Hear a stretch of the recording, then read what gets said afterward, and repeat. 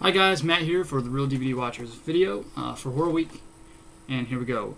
I'm going to be reviewing a movie called Three Extremes, which takes three Asian horror directors and throws them into one movie. So they have to do kind of like mini feature-length films, similar to like Twilight Zone, Outer Limits, or even you could even say Masters of Horror. So yeah. The first short story, I just call them short stories, but you know that doesn't sound right sometimes. But that's what I'm going to call them for this. For this. So, the first short story is from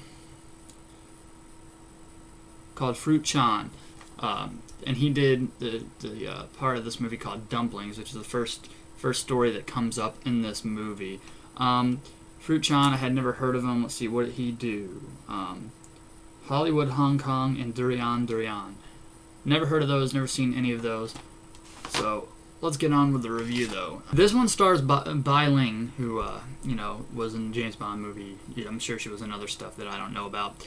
But, as an actress, okay. Obviously, it's going to be subtitled, so there you go. If you don't like subtitled movies, you're an idiot. And lazy, probably. Bai Ling is basically running a dumpling shop from her home, hence the title Dumplings. But it's no ordinary dumpling shop. It's special dumplings that are supposed to restore your youth and health. So she has some customers, and like I said, she runs it out of her little apartment there. And one of her customers is a retired actress. She's a rich retired actress. And she obviously wants to regain her youth and health that she had back in her TV days. But the process of eating these dumplings, and it's making her skin look a little bit better and stuff, but she wants to, fasten the process. She wants better dumplings, I guess you could say, a higher grade. And so Bai Ling has this special, costly form of dumpling that she can make that's supposed to speed up the process. Unfortunately, it does not do that at all. Now, at first, I was going to give away what the dumplings were made out of, but I don't know, that's kind of like part of the creepiness of it. They're made out of the other white meat, if you know what I'm saying. That's the basic plot. Basically, dumplings made out of the other white meat that are supposed to restore youth and health, which go terribly wrong in this case when they use the special ingredients for the dumplings. Okay, this sucked. I didn't like this one whatsoever. It was slow paced. There was no horror, like nothing scary about it. There was no like gore or gruesomeness to it. There's a part. It's kind of hard to explain, but the only gruesomeness is like her preparing food and just showing the grind up like meaty stuff on the table. And at that point, you don't know what the ingredient is that's on that table. Later you find out, and that might make it a little weirded out, but the blood in this, there's really no blood either. I mean, there's just like two scenes with like a lot of blood, and that's when a woman is having a baby. So, I mean, it's kind of expected there. Oh my gosh, it was really boring to me. It was just boring. I didn't like it. No wonder I've never seen any of Fruit Chan's other works, because they probably suck. I don't know. He might be a good director from over there, I guess, which is why he got asked to do this. But as far as his short story in this thing goes, was not good at all. There's some scenes where she's just like staring into the camera, and it's like just there for a little bit, and you're like, okay, can we move this along? And the transition from story to story really is kind of awkward. And so yeah, that was my review on the first bit. So it's time to go to the second bit and see if this movie gets any better. All right, guys, I just finished the second short story or story on this Three Extremes DVD. It was Park Chan-wook's cut. Kind of out of breath. I just ran up the stairs. Someone was knocking at the door. It was a package. Anyway. Now this one, I like this one a lot. So, compared to the first one, this is just fucking awesome. First story, after seeing that first Dumplings, 5 out of 10, maybe a high 4. Let's get on to this next one, though. It was by Park Chan-wook. Like I said, it was called Cut. Now, this one I'm giving probably a 7 out of 10. This one was really, really good. He also did, what did he also do? He also did Old Boy and Sympathy for a Lady Vengeance, which everyone thinks is a good movie, or good movies, or, that's the general consensus on it. And so this one is really, really cool. So far, after seeing the first one, which was a letdown, and this one, which was really good, I would buy it already just for this one. It's called Cut, and it starts off, it's about a movie director, and he's on the set, and he's directing a horror movie. And the first thing I like about this is the cinematography, the way the camera moves through the set and weaves around and stuff. It's really quite cool. And, he picks up... he goes through his daily business. He seems like a nice guy, and he gives people rides home. He thanks people for doing all the hard work. He lets people that are tired go home, and he takes most of the work. So it paints him out as be an overall nice guy. He gets in his Porsche. A lady from the set wants a ride home. He gives her a ride home in his nice Porsche.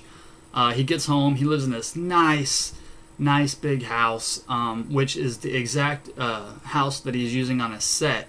It's designed after his own house for the horror movie. And it's very cool. He pulls into his garage and it goes down. The only light that you can see is the light from inside the car. And it's just really visually cool. And he goes in, his house is awesome. He starts to put on his veggie diet in the blender and whatever, and he goes to like the bathroom. And then the lights go out. And you see a guy run across real quick in front of the camera. So you're like, okay, it's going to get good now. And he comes out, he's flipping the light switches, it's not working. So he has his lighter because he smokes, and he pulls it out and he's looking around. And he turns around and his like eyes get big, and his lighter's like right here.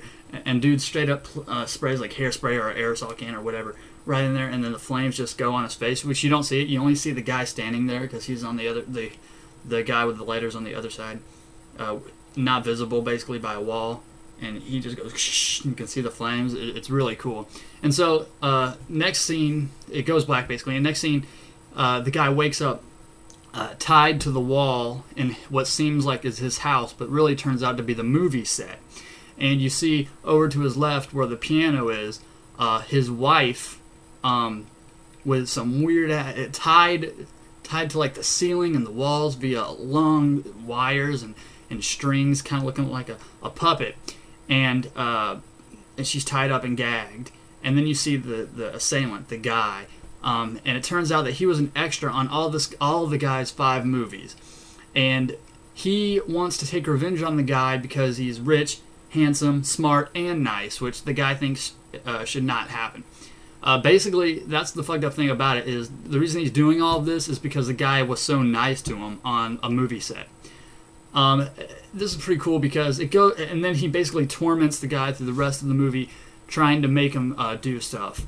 He has 5 minutes to kill a child that the other guy captured, or he starts cutting off one of his wife's fingers every 5 minutes, which is not a good thing because she's a pianist. So kind of hard to play the piano without fingers. And so and he can't kill the kids, so he starts cutting off his wife's fingers, and he's trying to make him tell his wife like deep dark secrets, which there's horrific moments like that. The blood in this is good. there's actually a pretty decent amount of gore in it as well.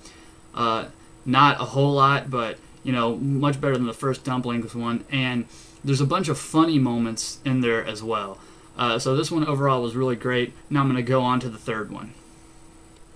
Alright guys, I just got back from the last bit, which was Box by Takeshi Miike. This one I did not like that much either. It's about a 5.5 out of 10. I'll just have to go into that in a sec. But it's basically another slow-paced one. Really slow, with no action, and very little payoff by the end. Basically, it's a traditional ghost story, Japanese ghost story, where our main character is haunted by a tragedy that happened to her sister and their boss that she caused, when they were kids. It's one of those movies that mixes dream with reality. Uh, I mean, it's the movie. The actual like picture itself is beautiful. The setting is beautiful. It's shot all right. There's little the editing like it tries to be like jumpy editing as the camera goes along. The music was good, or the lack thereof music. There wasn't a lot of music. There's a bunch of parts of the movie, or the movie where there's no music whatsoever, and there's no background noise either. It's just like their voice. It's kind of cool, and just the sound effects. So it really, for a bit, I didn't know what the hell was going on. It just jumps around so much. Dream, reality, back in the day, young, old. The ending didn't pay off for me at all. See you when I see you.